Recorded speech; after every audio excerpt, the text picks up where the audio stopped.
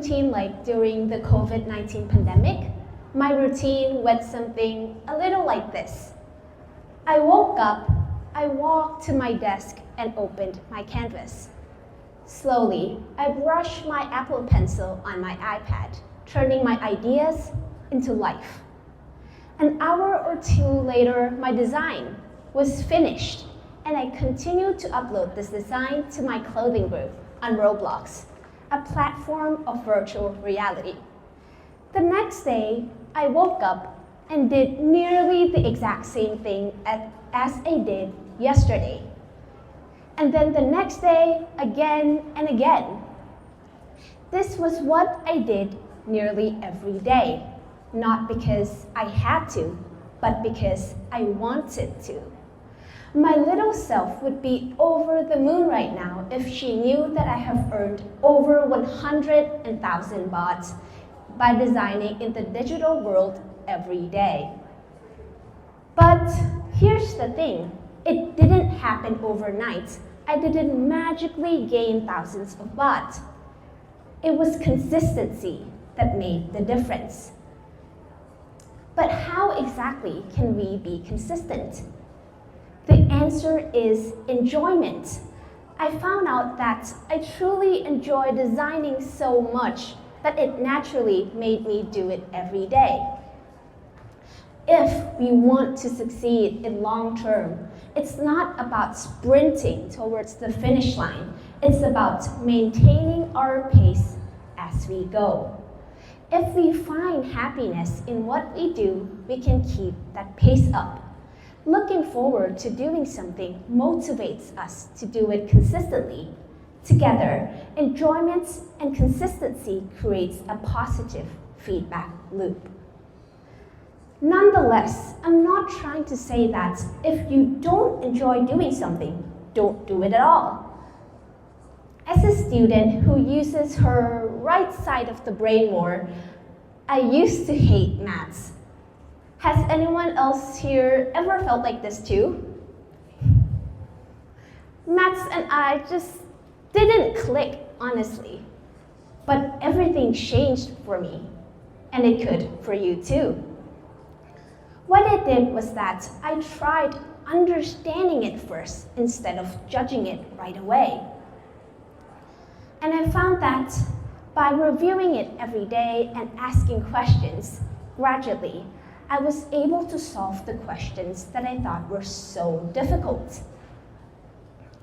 I noticed that the things that we do in our daily life that we don't like doing but need to get done, the best thing we can do is give it a chance. Ask yourself, am I trying to understand it, or did I judge it already? Soon, we'll realize that there aren't actually things that we don't like doing, but actually just things we haven't truly understood or given it a chance. When our perspective are shifted, we will notice that we can focus more on the experience, creating a positive feedback loop, and also appreciate each step we take in our journey. Remember, the first step in succeeding is like lighting a candle. Enjoy the warmth, keep it burning consistently, and it will light your path. A famous motivational speaker once said, there is a direct relationship between joy and effort.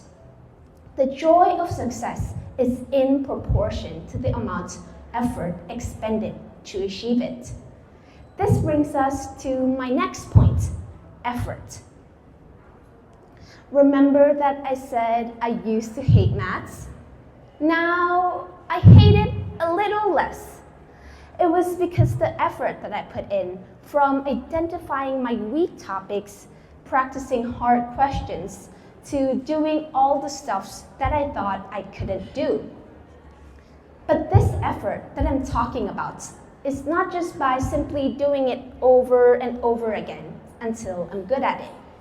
The effort that I'm talking about is called deliberate practice. Deliberate practice will help us become masters at what we do. It is practicing with clear awareness of the set of skills and competency we're aiming to improve and exactly how to improve them, which involves breaking down tasks into manageable parts, identifying our weak topics, setting specific goals, and constantly pushing beyond our abilities to reach our full potential. But at some point, we all feel burnt out and think that our effort is put into nothing. But I'm here to say loud and clear that it's okay. We have the power to spring back from those times and take a few steps back to go even further ahead. It is once said that our greatest glory is not never failing, but is rising every time we fall. One way that can help us rise quickly is through reflection.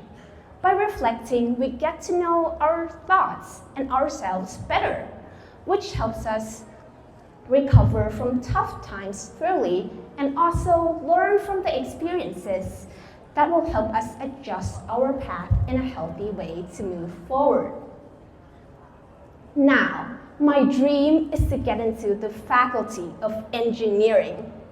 And can you tell me what's needed most in that field? Math. Yes, maths. And I'm proud that I allowed myself to try things that I think I'm not good at, stepped outside of my comfort zone, and most importantly, trusted the process. I didn't fear that it's not going to lead me down the path that I wanted, and didn't fear to get back up again when times were tough. I like to see it as planting. At first, the seed is seemingly small, but over time, the tree actually grows taller and is able to provide one of the key factors that keeps us alive: oxygen. So, to succeed in something, we need to be consistent with it. Start by enjoying it first, understanding it, then dedicate your time and effort into it deliberately. Remember to always never stop when times are tough. And understand that results take time. Taking the first step is already halfway there. Now, what are you waiting for? Grab a pen and a notebook. Think about your dreams and goals. Make a plan. Stick to it. Most importantly, enjoy the process, and let's get started.